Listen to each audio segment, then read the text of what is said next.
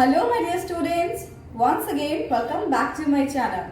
How are you? Students, I hope you all are doing great and I hope you all are regularly watching my video lessons. Yes students? So students, let's begin with our today's video lesson. But before beginning with the video lesson, you have to do three things for me. You have to like the video, you have to subscribe to my channel and you have to share the video lessons with your friends and classmates. Alright, so let's get started. So students, in the recent video lessons, we have already understood some of the punctuation marks. Today we will study some other punctuation marks. So, we have to start with number 8. Number 8 which we have is hyphen. So students, when do we have to use hyphen? The hyphen is used in following ways. Number 1, to make a compound adjective. For example, Denny's dog is well behaved. Students, I hope you all know about compound adjectives. Beta, compound means mixture of two, combination of two, right? And I hope you all know about adjective. Adjective is that word which qualifies the quality of a noun, okay? So here, dog is an animal, right? So here we are talking about the quality of dog, right? So what is the quality of dog? He is well behaved, okay? So Denny's dog is well behaved. This is the reason that why we have used hyphen in between, right? Number 2, he is a cold-blooded man. Students, I hope you are understanding this, that whenever we have compound adjective, we have to use a hyphen in between. Now students, let's understand the second way, that when we have to use a hyphen. To make a compound noun. For example, sister-in-law. Second one, passer-by.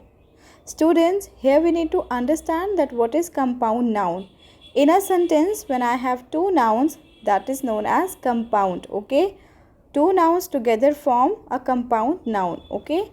So, to use a compound noun, I have to use hyphen in between. Now see the third case. For writing compound numbers between 21 and 99. For example, 32, 89. So can you see, in between the numbers I have used hyphen. So these are some usages of hyphen, okay? Now let's try to understand fourth case. We use it after certain prefixes such as ex, self, all, anti and so many more. For example, self-control, anti-social.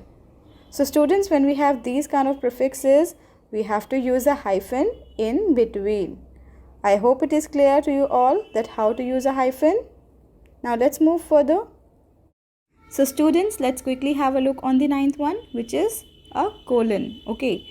Students, please don't be confused between semicolon and colon. They both are different, okay? Let's try to understand what exactly a colon is and when do we have to use it. So when we have to use a colon, students, we can use a colon, number 1, to introduce a list of items. For example, this is what you have to bring for the craft class tomorrow. Now, can you see that I have used a colon? Now I am entertaining number of lists, okay? A sheet of chart paper, comma, tape, comma, a pair of scissors, comma, sketch pens and a full stop. So at the end I have placed a full stop, but these are certain things which I want for my craft class, right? So this is how when we have to introduce list of items, that time we have to use a colon, okay? Second, to make this cake, you will need sugar, butter, flour, salt and baking powder. So students, I hope that you're understanding when and where to use colon. Now let's see the second case. We can use a colon to write down a conversation between people as in a play. So here is the conversation. Now Malini says, "Come on Sheetal, aren't you ready yet?" Now Sheetal is saying, "Just wait a minute." So students, can you see that whenever we are addressing to a dialogue of a person, that time in a conversation we are also using a colon. Okay, is it clear? Students, we can also use a colon before a quotation, at the beginning of a statement, or as an explanation. For example, number 1, Bhagat Singh cried out, Inqilab Zindabad. So students, can you see that before Inqilab Zindabad there is a colon? Okay, because we are explaining, right? We are explaining what Bhagat Singh said.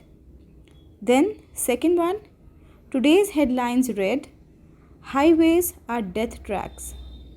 I hope these examples are clear to you all in order to understand the usage of colon, right? Students, I hope these punctuation marks are clear to you all, and these punctuation marks will be more clearer if you will keep on practicing your grammar exercises simultaneously. So students, that's it for today's class. In the next video lesson, I'll be discussing some of the book exercises with you in order to keep an eye on you people, that you people are correctly doing your exercises or not. So students, that's it for today's class. I hope you have understood the content well. So now I'll meet you all in the next video lesson. Till then, you have to keep on learning and you have to keep on completing your work. And yes students, before going, make sure you hit the like button, you subscribe to my channel, and you share my video lessons with your friends and classmates. Goodbye. Take care.